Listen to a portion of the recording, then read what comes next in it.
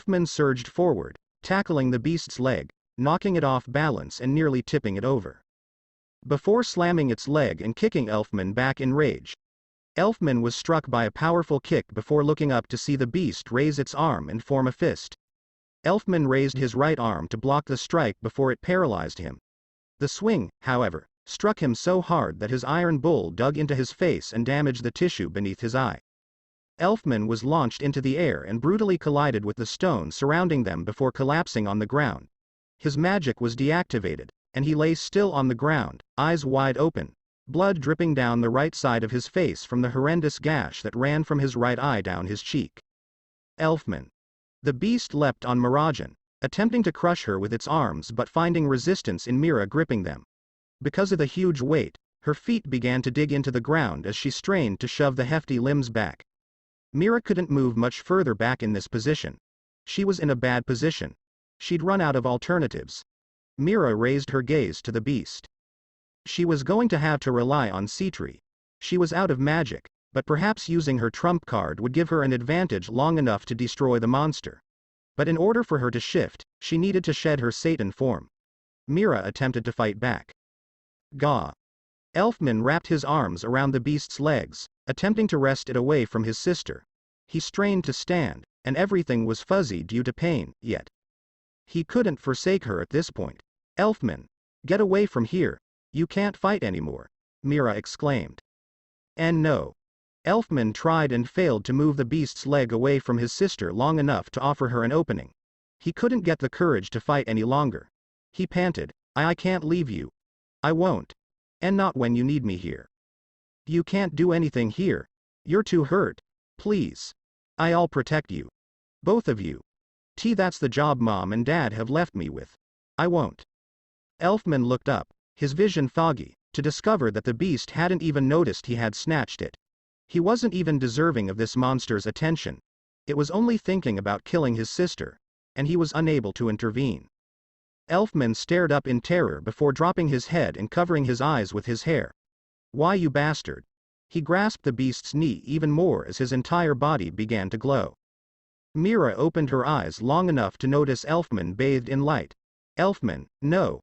Control yourself," she screamed. You think you can just hurt my sister, and I won't be able to stop you? Don't get your fucking hands off my sister, you bastard.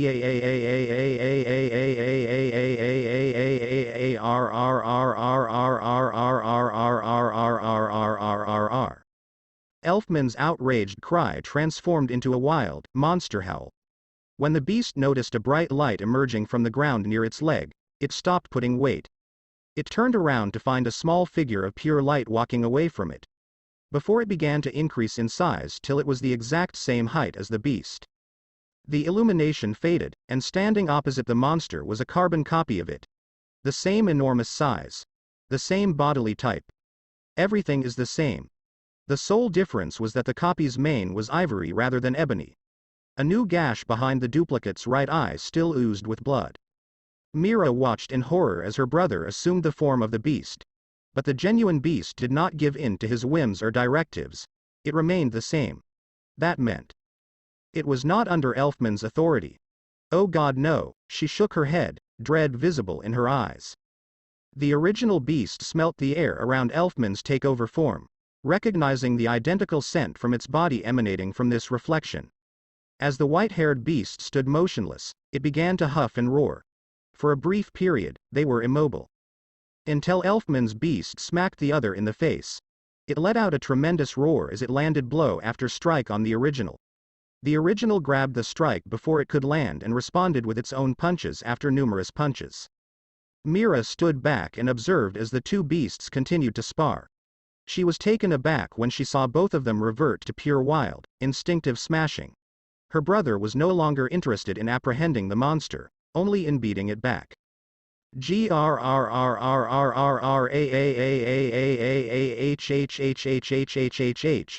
With a tremendous punch that knocked the beast off its feet, the white-haired beast had the upper hand for a brief while.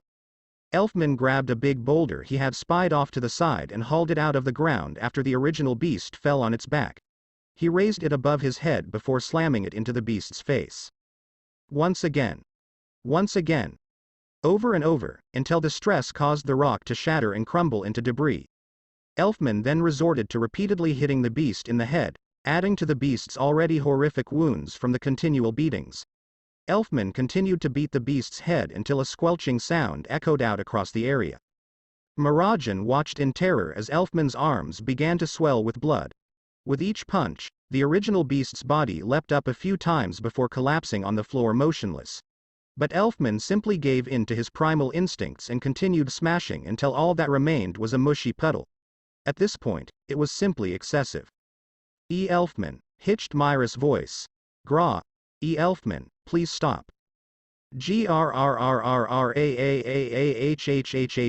Elfman, it's dead.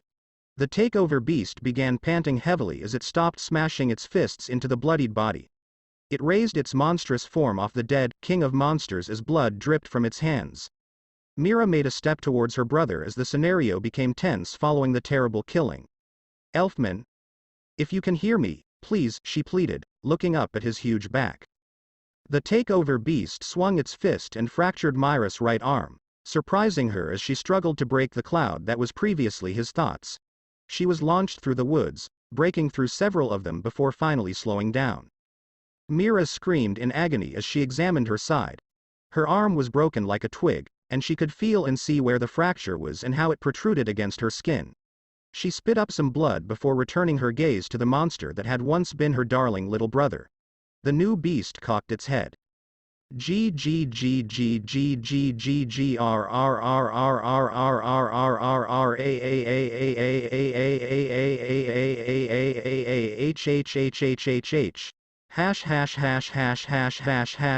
Hunter. Naruto reclined back in his seat and raised his feet to fill the remaining space on the seat. With barely anyone else in the car, he might as well enjoy the luxury and unwind. He smiled as he leaned back in his chair, arms behind his head. He cherished quiet moments like this. When it came to heading out on jobs, he was all amped and ready for excitement and adventure, but when there wasn't anything to do, he loved to just rest like this. After all the excitement at the guild, he'd sometimes lie on the couch and nap when he got home. Koyuki even begged him to lift her up so she could sleep next to him. He thought it was hilarious. When they were together, she always wanted to be right near him. Ritas even painted a couple instances of them sleeping happily together. All of the obligations of caring for her piled up and got increasingly difficult at times. But the times she smiled up at him, happily cheered when he did something spectacular, or chuckled at her own delight made up for all the hardships. He was overjoyed to have the Senju girl as a newborn sister. Urza had the same thinking. She lavished whatever she could on the little brunette whenever she could. Candy. Sweets. Piggyback rides are available. Whatever you want to call it. She was completely smitten by Koyuki, and Urza adored Koyuki. He smiled as a mental image of everyone in the guild partying manifested itself. Those were the guild moments he treasured the most. He was eager to return home. He sat back in his chair, ready to drift off into his thoughts. "Look at that," exclaimed a female passenger in the same vehicle. "Oh, my God. What exactly happened?" Naruto opened one eye for a second to see what they were all worried about, but he avoided seeing out the window. He sat up and peered out the window, stunned. A few hundred meters distant, a column of black smoke rose from a little village. A small herd of animals appeared to be resting near the forest beside the railroad after a hard run, and there were several bystanders waving at the train to stop directly in front of it. The train came to a halt, throwing all of the passengers off their feet and forcing them to clutch something to keep themselves upright. As people near the train began to board it, every car opened up. "What are you doing?" exclaimed one of the passengers as they boarded. "We're sorry. We didn't mean to halt your train, but our town was suddenly charged by a horde of animals. Our homes were destroyed, and everything is on fire." A man followed into the car. "Oh no!" exclaimed someone in alarm. "Was anyone hurt?" "No, thank God," one of them exclaimed as they began waving towards their former home.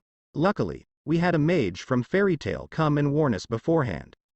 Naruto perked up and smiled at that. This was being handled by a guild member. Then it won't be an issue if. "But I don't know where the rest of them went. There were 3 of them, but 2 are missing. We asked them to fight a monster that was causing everyone trouble, but..." Crack with the sound of shattering glass. Everyone in the car was stunned to quiet. They turned over and saw one of the windows had been broken, with glass all over the floor. They looked back through the glass to see a blond man in black retreating. He charged towards the flaming town, sprinting faster than any normal human could imagine. He clenched his teeth, knowing he had to solve the situation before it was too late. Hash hash hash hash hash hash hash hash hunter hash hash hash hash hash hash hash hash. Lasana fluttered her wings as she flew over the treetops. She had obeyed Elfman's directions and advised the citizens to flee before it was too late. They didn't trust her at first, but when they saw charging animals, they became lot more cooperative. Despite the fact that both Mirajan and Elfman were fighting the beast, Lasana couldn't shake the nagging feeling in the back of her mind that something was amiss. Lasana knew she needed to be where she saw a massive dust cloud explode from the earth. She swooped over the earth to witness Mirajan reverting to her base form as the beast marched over to her. Lasana could see she was sore since she was holding her arm at an awkward position. She fell on the ground and resumed her normal self as she ran over to her sister. "Mira, nay. What happened? Why is your arm?" She kneeled in front of Mirajan, positioning her body to cover her injured sister in case something went wrong. "Lasana," Mira exclaimed, looking up and panting while gazing at the beast, "you need to get out of here and hide. This has just become far more dangerous than we thought." "I won't. I can't leave you with the beast." Lasana shook her head. "All we have to do is get Elf Nichan and run and we." "The beast is dead." Lasana paused and looked back at her sister, puzzled. "It's dead?" she asked, slowly looking up at the gigantic beast lumbering towards to them. Then, "What is that?" she said loudly. "It's Elfman," Mira wheezed, trying to keep her vision clear. "He used a full body takeover on the beast and lost control, killing it, and now he's rampaging." "That's Elf Nichan?" Lasana exclaimed in fear as she peered up at the new beast. Lasana saw that this beast didn't have the original's jet black mane, but instead a familiar white mane around its face and down its back. She realized it had to be her brother. When she realized this, she felt a surge of horror and despair. What do we do? She asked, returning her gaze to Mira. I have to stop him, Mira said, pushing herself off her knee and standing up. I'm going to use Citri to knock him back to his senses and awe. Mira went back to her knees as the pain in her arms sent a shock through her body. You can't. Lasana snatched Mira's shoulder. You're hurt and tired from all the fighting. And if we try to force him out of this, it could hurt him. He might never be able to use magic again. And that's worse than being a monster. Mira cried to her younger sister, her eyes filled with panic and uncertainty as she couldn't think of a way out of this position. If we don't do anything soon, whatever is left of Elfman will be completely swallowed away. All that will be left is the beast. Mira's voice paused for a second as she looked down. I can't. The two sisters remained silent when the new beast approached them and stopped moving. Lasana cast a glance behind her at the monstrous beast her brother had become. She stood back up, closing her eyes and drawing Mira's attention as she glanced up at her. I'll try to talk Elf Nichan down. Mira's eyes widened as she walked away. No. Lasana, you can't. Elfman might already be too far gone. It's too dangerous. Nonsense. Lasana whispered anxiously as she approached her brother, trying to calm her anxiety. Mom and Dad used to help us if we couldn't control our magic. It wasn't too difficult. We aren't Mom and Dad. They had years of practice with stuff like this. Lasana came to a halt, and Elfman's beast form stared down at her. Lasana. Elf Nichan. Lasana said softly as she smiled at her brother. I can't believe you finally got to use your full body magic. I'm so proud of you. I knew you could do it. She fiddled with her hands a little as she tried to think of something to say. You probably had to use it because you wanted to protect Mira, right? Hee. That's just like something you would do. I'm sorry I couldn't help fight, Elf Nichan. Maybe. If I was stronger. You wouldn't have had to risk your life to stop the beast. Lisana's voice broke and started to waver as she let out a quick sob at her failure to help her siblings. I'm sorry. This is my fault. I'm so sorry, Elf Nichan. Mira watched as everything fell silent save for Lisana's speech, which soothed Efelman's beast. Lasana swallowed her anxiety and shook her head, but it's okay now. You did it, Elf Nichan. You saved us. She smiled up at him as the new beast hummed softly. I know you can come out of this. Because you're my big brother. You can do anything. So come on. Come back home. Let's all go back to the guild together. Okay. Lasana said, opening her arms wide for a hug and looking up at Elfman. Everything was deafeningly quiet. Elfman's beast form didn't move, so Lasana maintained her arms open. Mirajan was taken aback by Lisana's success. Elfman had been halted by her. She returned him.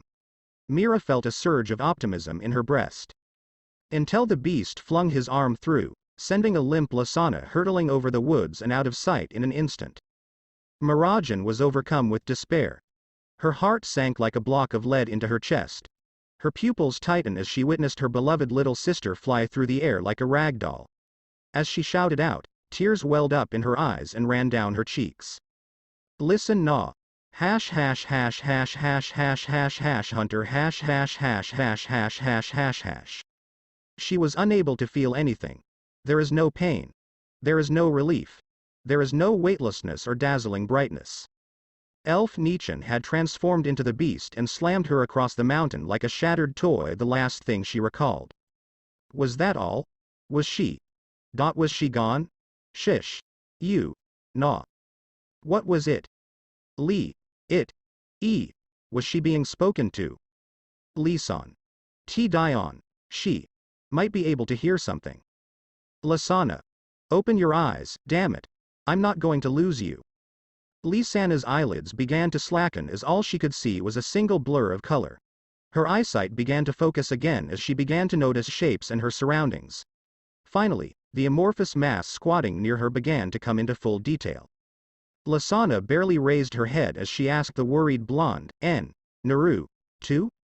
When Naruto heard her say his name, he looked up from where he was using the sky sword to heal her wounds and grinned in relief. Lasana. Oh, thank God you're okay. Look at me, all right. You're gonna be fine. Your ribs are broken, but I've taken care of the worst of it. You need to rest, okay?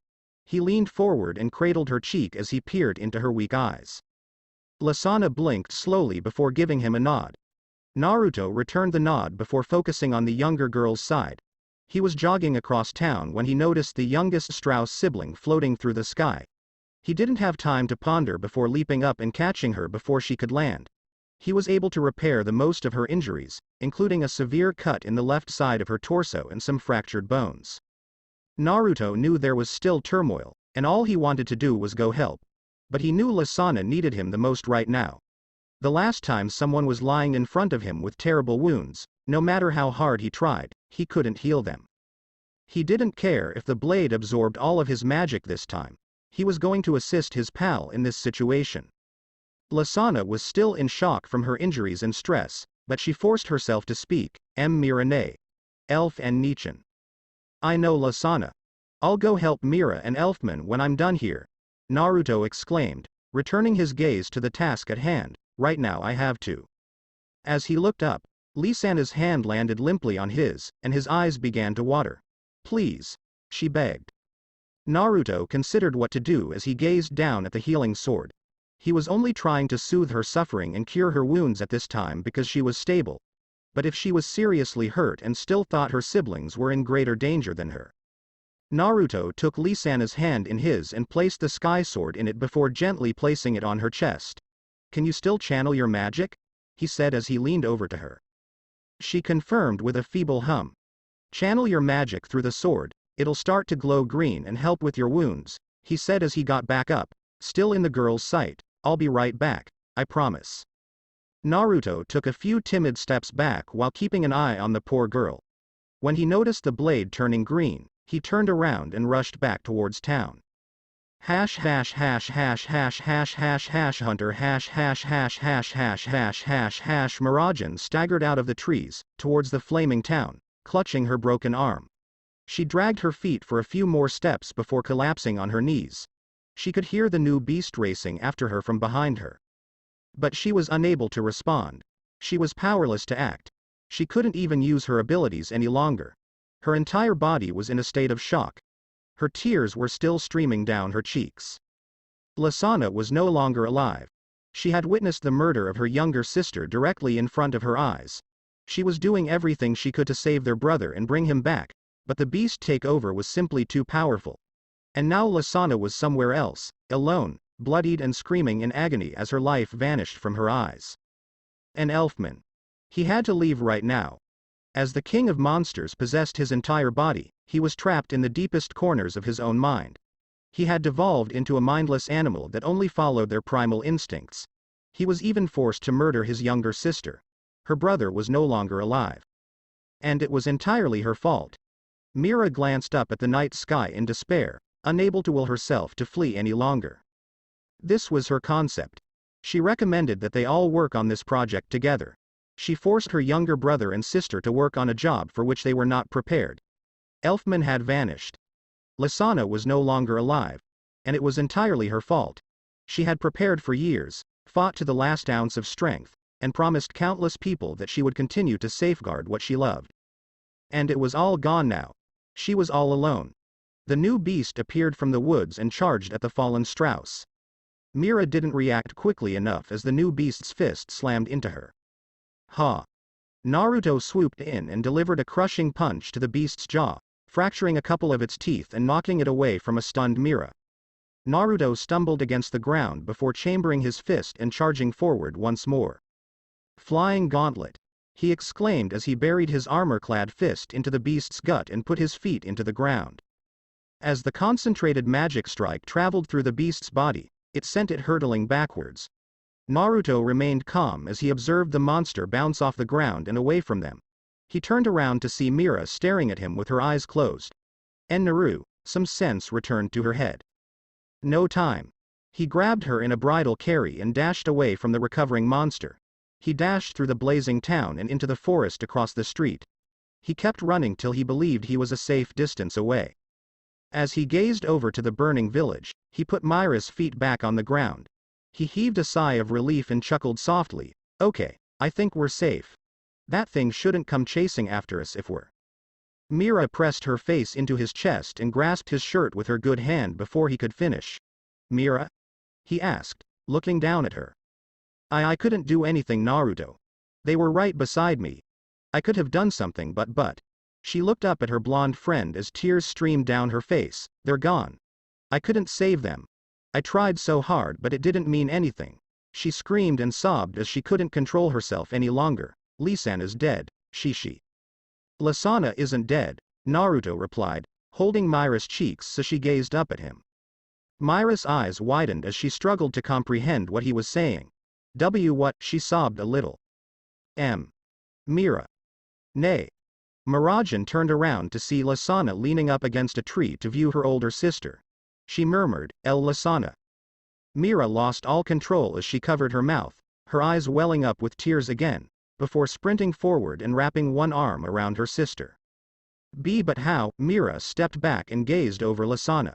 Naruto. Lasana is still hurt, Naruto replied, kneeling by her side and taking the sky sword from Lisana's frail hands. Mira, I know you're in pain, but Lasana still needs treatment. You have to use this sword and help her, okay? He said, looking her in the eyes. Mira examined the sword in her fingers before narrowing her gaze and gripping it fiercely. She turned around and pressed the sword on her younger sister's chest, sending a wave of magic through its handle. I'll go take care of that monster, Naruto said as he rose back up, unsheathing his kokiri and grasping the handle tightly in rage. If that thing thinks it can hurt my friends, then. Naruto, don't, Mira screamed, grabbing his attention before it was too late. She bowed her head in shame and said, that monster. It's Elfman.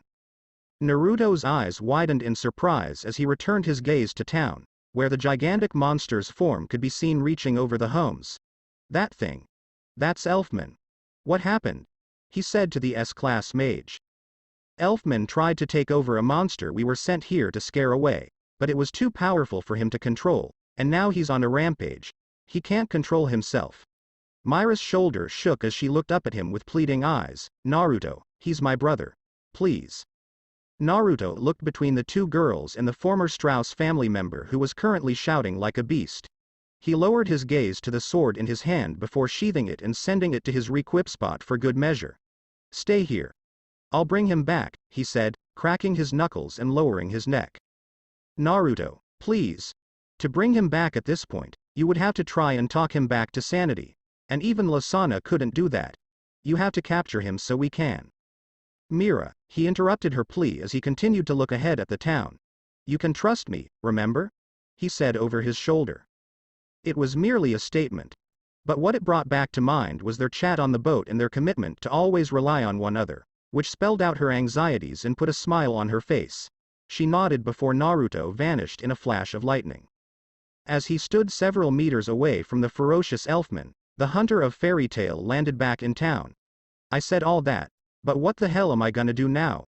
He muttered, clicking his tongue and furrowing his brow. Elfman hadn't sensed his presence yet, so he had time to reflect. He shrugged, might as well start with the basics. He cupped his palms around his mouth. Elfman. Are you in there? It's me, Naruto. Wake up, man. This has gone on long enough.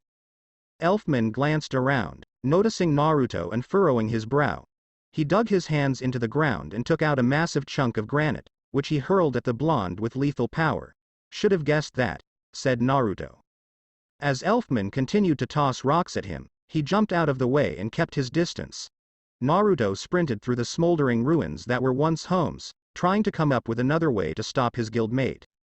Naruto's palm glowed, and in its stead appeared the Earth Dragon Cleaver. As he approached the beast, he jumped over some wreckage and into the air. He roared and plunged the sword into the ground, causing two massive slabs of rock to emerge from the dirt and encircle Elfman. Elfman. Damn it, wake up. You need to come back and, Naruto jumped and landed on the rock pin before gripping the horn on Elfman's head and screamed, Elfman. Damn it, wake up. You need to come back and. Grah-hh. Elfman flung his free arm towards Naruto as he jumped back for safety, breaking free from his shackles. He crushed the remaining rock that held him down and yelled at the blonde who clicked his tongue. Naruto scoffed angrily. Okay, should have known it wasn't gonna be that easy. Naruto's blade took on a darker, more terrifying appearance. Let's try this, he exclaimed as he clutched the shadow blade and rushed towards the wild elfman. Elfman threw a broad punch to knock the whiskered mage off his feet, but the blonde slid beneath his hand and between his legs. Black Shroud. He swung the sword in a circle, leaving a wave of shadow magic to imprison Elfman's legs. When the crazed Strauss brother jumped back up on the other side, he was stopped in his tracks by the swarming black thing. He tried and failed to get it off his legs. Naruto swung the shadow blade at the enraged Elfman, covering him in yet another black shroud. The magic came to a halt, and everything save Elfman's head was covered in a sheet of shadow magic. The takeover mage yelled as he attempted to lift himself up and assault the blonde fairy mage standing behind him. Alright, you're going to stay here while me and the girls try to figure out how to help you, Naruto said, running his hand through his hair. How in the world did this happen? Mira and Lasana had been beaten in ways he had never seen before. And Elfman had almost succumbed to the beast. And how were they going to get him out of this? Gigi might be able to find a method to bring him back if they could bring him back to Magnolia. This was going from bad to worse. Gah hhhh. Naruto turned around to witness Elfman repeatedly pound his horned head into the ground. As the shroud began to dissolve and disclose bits of his scaly body, he continued to injure himself. Elfman continued to growl and struggle his way to freedom, and Naruto took a step back in amazement.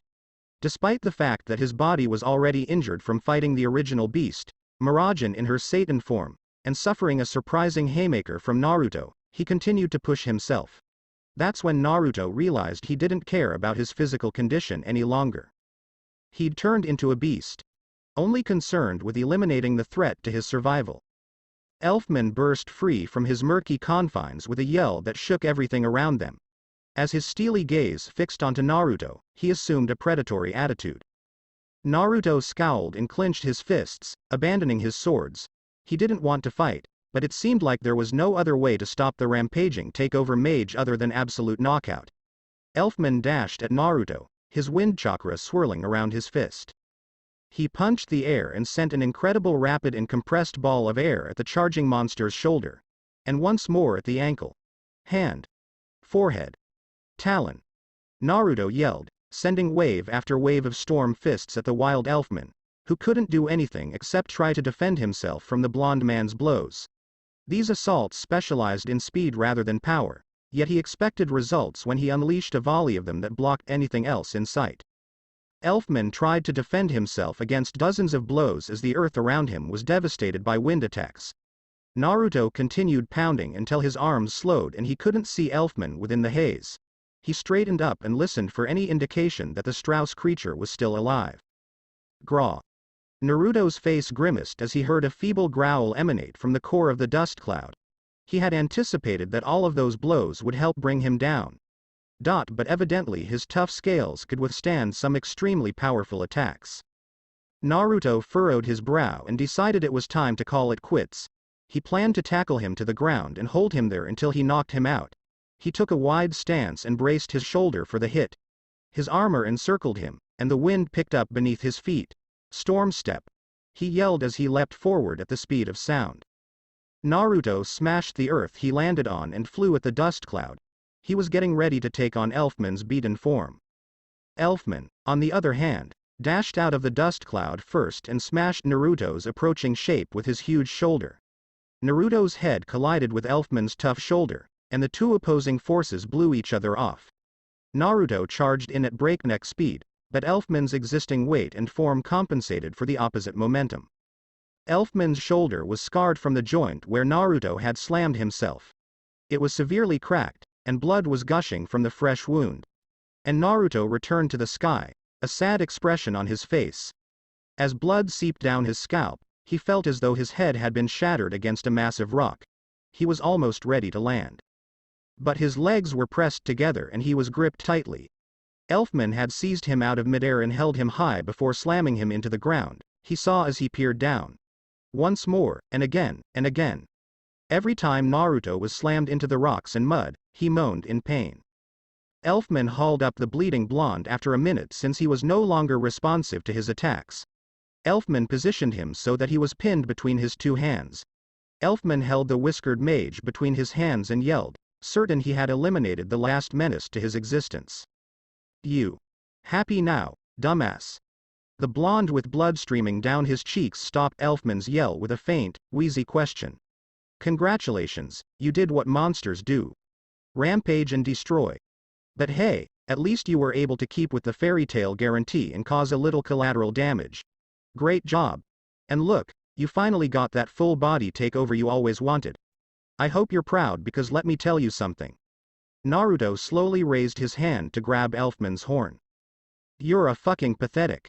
Naruto pushed his forehead on Elfman's, his violent frown locking with the Strauss boy's empty white eyes. Is this what you want, Elfman? To become a mindless monster and try to kill your own sisters?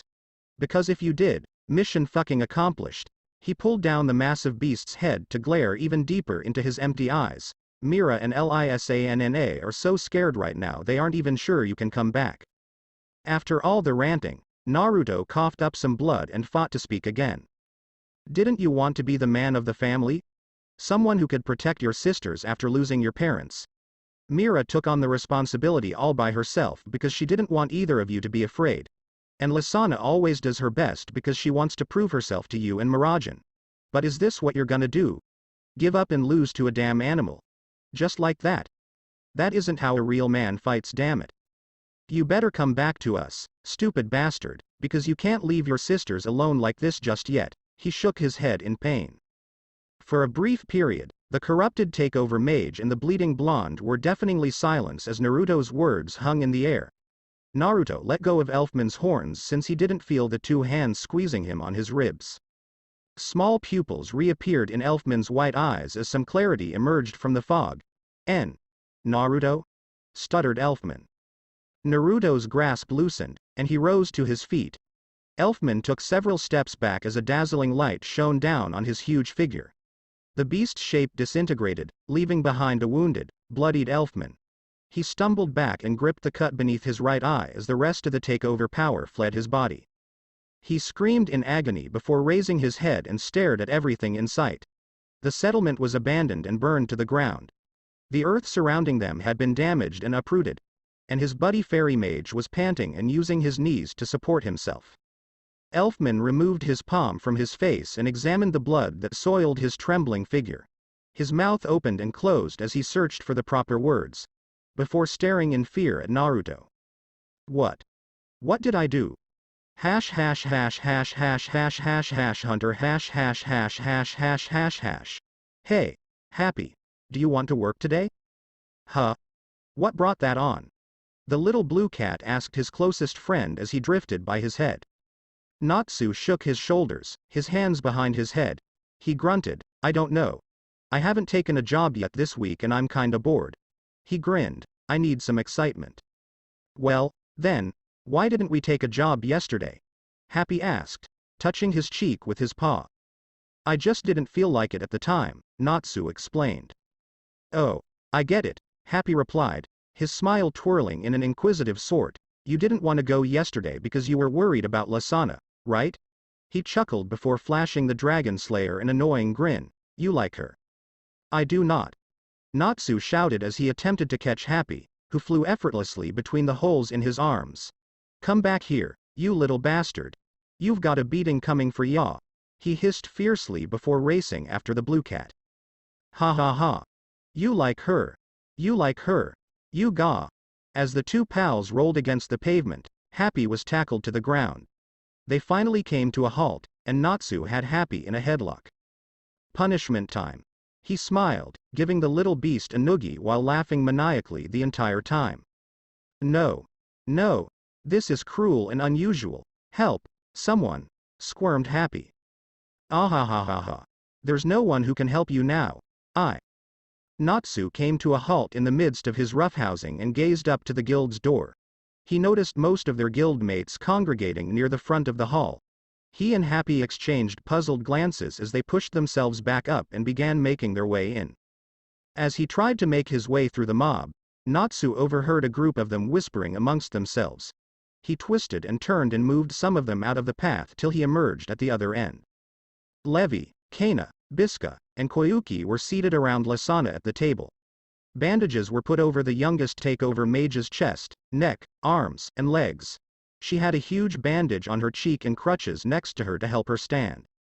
A similarly bandaged elfman sat apart from everyone else. He had a patch on the right side of his face and appeared disturbed. Some of the other members had attempted to elicit a response from him, but he was simply defeated. Lasana became aware of another presence and looked up to find the shocked expressions of Natsu and Happy staring at her. She was silent for a time before saying, "Hey, did you two make up like I said?" As Happy flew up and stood on the table to better address her, Natsu took a step forward. "Lasana, what happened?" he asked the white-haired girl.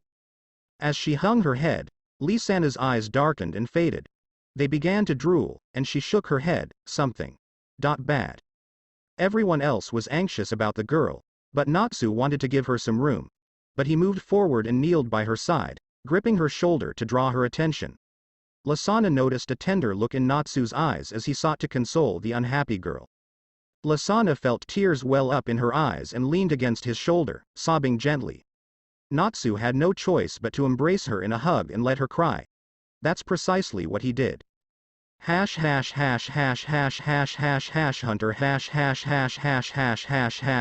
Mira, Urza, and Makarov were all sitting in the rear room while the bandaged S-class handed her the request report. Mira stared down at her lap, her right arm in a cast and sling to restrict mobility.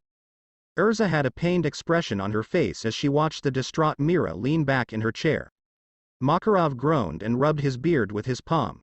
He turned to the young Strauss girl and said, "I'm sorry you had to go through that." "Yeah, if Naruto didn't get there in time to help then." Mira shook her head, "I don't know what would have happened." "How are the others taking this?" Urza jumped up from the desk she was leaning against and moved over to Mira's side. "Lisana's still scared. She had a near-death experience trying to save Elfman, and I think she blames herself for what happened because she couldn't help us. And Elfman." Mira slouched in her chair, her hand covering her face. "He hasn't said a single word since we left. I don't know what's going through his mind," she added, pulling back. Urza recognized the conflict in Mira's eyes and compassionately held the Gothic girl's shoulder. "I'm sorry Mira, I really am," Urza said as she kneeled down next her. Mira adjusted her gaze to the hand on her shoulder and softly gripped it with her own. "Thank you, Urza," she said to the redhead. Urza responded with a faint smile.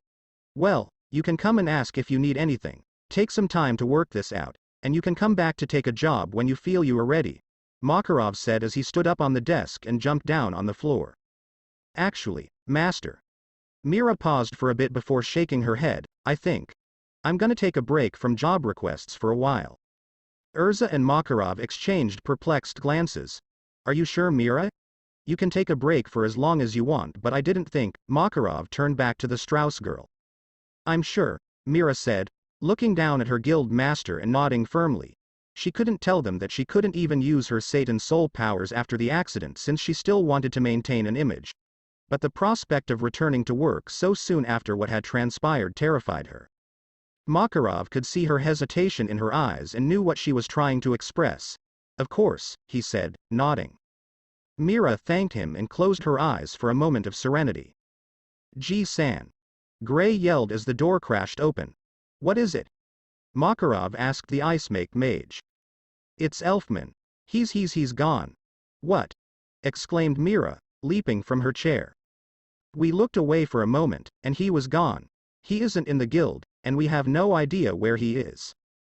Mira was anxious about her younger brother and frowned, "You idiot," as she ran by Gray and through the guild on her way into town. Hunter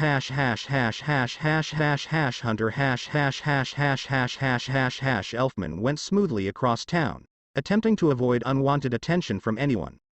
Of course, he was going down a busy street with a bandage and band-aid over the stitches under his right eye, so he got a few strange looks.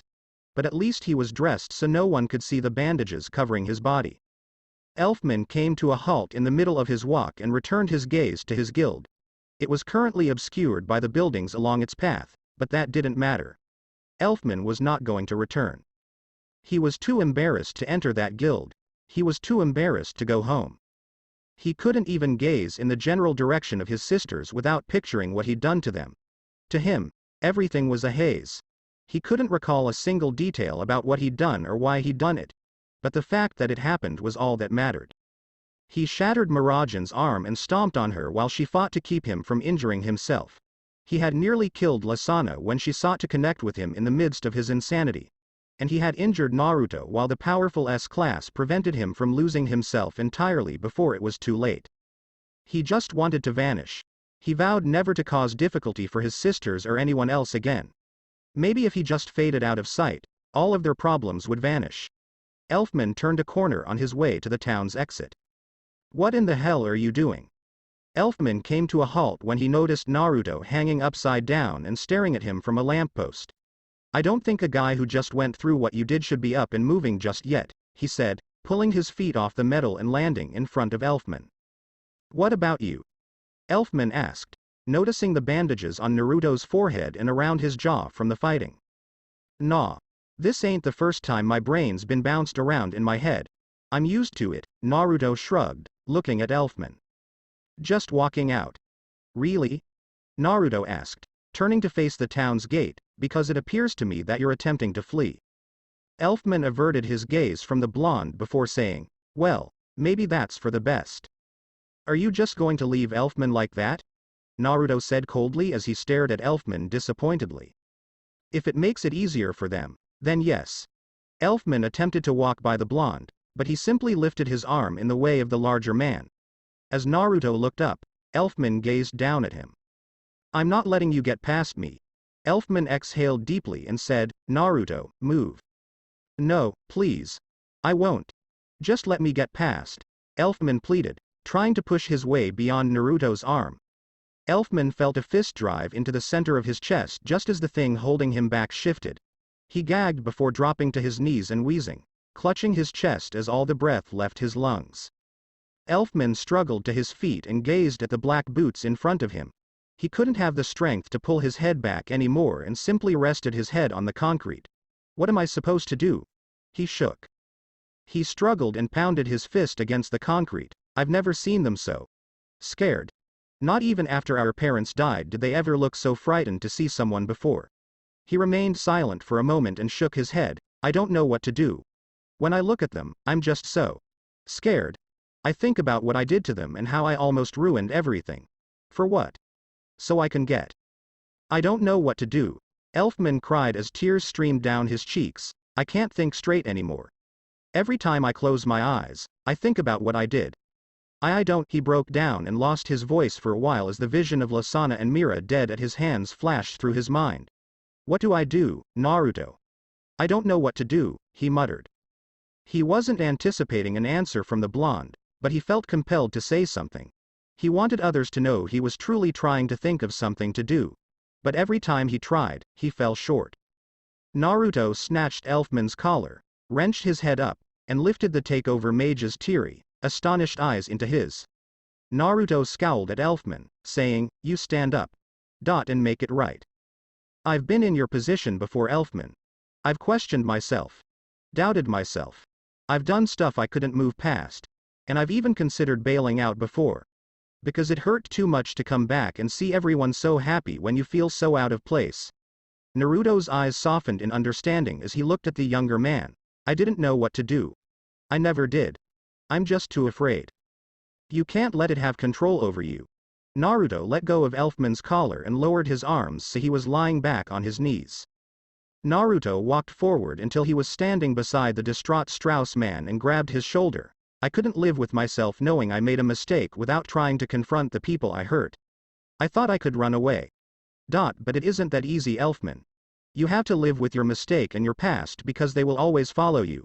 But you can accept what happened. And try to make up for it. Everything was silence between the two mages, including the air. Elfman. Elfman, where are you? Mira yelled as she ran around the corner looking for her brother. And she came to a halt when she noticed Naruto standing close to her fallen brother. What happened? She asked, moving her gaze between them. After hearing Mirajan stop calling for their lost sibling, Lasana came around the corner. She stared at the spectacle in front of her, unsure what to say. Naruto simply moved away from the broken-hearted man and over to Mira and Lisana's side. Before heading around the corner, he motioned to the male Strauss. Lisana and Mira exchanged glances before turning to face Elfman. Mira took a step forward and asked, "Elfman?" Elfman finally replied, his shoulders sinking, "I'm sorry. I'm sorry for everything, Nei-chan, Lisana. I thought I could help you. I thought I was strong enough to handle the beast and my magic, but I wasn't. And it wasn't bad enough that I screwed up the mission. Elfman sobbed a little and tried to catch his voice again. I hurt you both doing it. I nearly killed you both because of my pride. And I can't ever make up for that." Elfman felt something hit the back of his head, so he grasped it in pain before turning around to check behind him. Mira gazed at her tiny sister, who was holding one of her crutches like a bat. Lisana began to beat him with it. "Idiot. Dumbass. Moron. Jerk. Stupid. Stupid. Stupid." Lisana shouted as she continued to attack her brother with the crutch while he tried to defend himself. After a few more whacks, Lisana collapsed to her knees, her hair covering her eyes. She sniffed. "I thought we'd lost you," Lisana exclaimed, tears streaming down her cheeks as she stared up at Elfman. "You fought Miranea and I thought you were gone. I was so scared. I thought we were never gonna see you again." She shook her head and looked up at Elfman. Please Elf-nichan, don't do that again. Don't scare us like that." Mira encircled them both in a tight hug and buried her face in their shoulders before he could respond. "You're both idiots. Stupid idiots. Risking your lives. Almost dying. I thought I lost both of you." She pulled her head back, tears streaming down her cheeks. "I thought I was alone. And I've never felt so afraid before. Please, don't do that to me again. If I lost you too then I'd." Elfman and Lisana couldn't stop crying and hugged their elder sister tightly. After their terrifying experience, all three siblings shouted and wailed as they clutched each other. While the three of them grieved, Naruto leaned against the wall around the corner and smiled. It was difficult, but at least they weren't burying it any longer. He was able to tell. When it came to that subject, he was an authority. He lifted himself from the wall and returned to the guild to inform everyone that they were all right. They were, of course, fine. They were in the same room. They remained a family. Omake. Their achievements, our objectives moaned Naruto as he sat at the table, slamming his head into the wood. Gray and Kana were the only other persons at the table, so they stared at each other, puzzled. Gray leaned over to the exhausted blonde and asked, "Naruto, are you okay, man? You seem kinda out of it." "I'm tired. So tired," he said, pulling his head back and resting his chin on his chin. "The last mission I took required me to stay up all night watching for robbers. I'm so exhausted I can't bring myself to do anything else." "Well, here," Kana said, sliding a mug of whiskey over to his side and lifting her own. "This always works for me. Give it a try." Naruto and Gray exchanged a dry look before Naruto pushed the mug away from him. He shook his head, "No thanks. I've seen what that does to you, Gildarts and Gigi. It ain't pretty." "Yeah. Plus." Gray turned to Naruto, "I don't want to know how you'd be drunk. You're crazy enough as it is, so adding booze to that equation would that be bad?" "Yeah." Naruto and Gray agreed, but Kana scoffed and grabbed up the entire mug. She gave them a disappointed expression before chugging the entire thing in under a minute. Naruto simply folded his arms and laid his head, saying, "I think I'm gonna take a nap. Re-energize." Gray shrugged and returned to his dinner, saying, "Whatever man. Good night." Naruto relished those few moments of perfect tranquility until, "Hey guys. Take a look at this." Levi exclaimed as she brought out today's newspaper. She placed it on the table and said, Look at the main article." Except for Naruto, everyone began clustering around the paper. "What is it?" Lisana inquired. "A new member of the Wizard Saints has been appointed. It's all over the news." "Who exactly is it?" "Someone from Lamia Scale." Levi studied the name so she didn't make a mistake. Iron Rock, Jurenikis. Naruto's ears perked up as he heard the name. Jurenikis? Erza crossed her arms and nodded. Oh yes, I've heard of him. He's apparently supposed to be an extremely powerful and competent mage, as well as very respectable. Mira smirked and cocked an eyebrow. I bet I could take him. No way, you couldn't. A new wizard saint? You mean like Ji-chan? Natsu inquired, as Levi nodded in agreement. Oh man, I wanna fight him, exclaimed Natsu.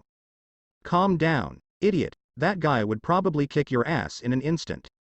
Well, I guess I'll never know until I try. Geez, when you think wizard saint, you think of some old fart who's had the title for years, but this guy got it so quickly. That's cool, Kana said as she sipped her drink. It says here he's. Levi scanned over the details before grimacing and chuckling. 25. What? They all exclaimed as they examined the offered image. Gray shook his head, but he's bald. What 25-year-old dude is bald? Makarov stood there watching his kids dispute about the article until Naruto approached and placed an S-class request in front of him. That looks like a tough one, Naruto. Are you sure you want to take it after just coming back? Makarov whistled. Smug bastard. When he heard the blonde mumble it, Makarov blinked in confusion. Huh? He asked, tilting his head. I bet that bald jerk is laughing it up in his guild right now, enjoying the fact that he got one over on me. Naruto cracked his knuckles. Well, enjoy it while it lasts, Jura. I'm gonna show you who the real best is. I'll show you what's what, magic head. Naruto yanked the request and dashed out of the guild. Everyone turned to look at him as he laughed and rushed down the street. Everyone in the room blinked in astonishment as they heard him chuckle like a maniac and scare everyone else. What was that all about? To be continued. That's it for this podcast. Thanks for listening to the video. I hope you did enjoy this part of the story, and if you did, like, share and subscribe for more. And thank you all for helping support, and have a great day.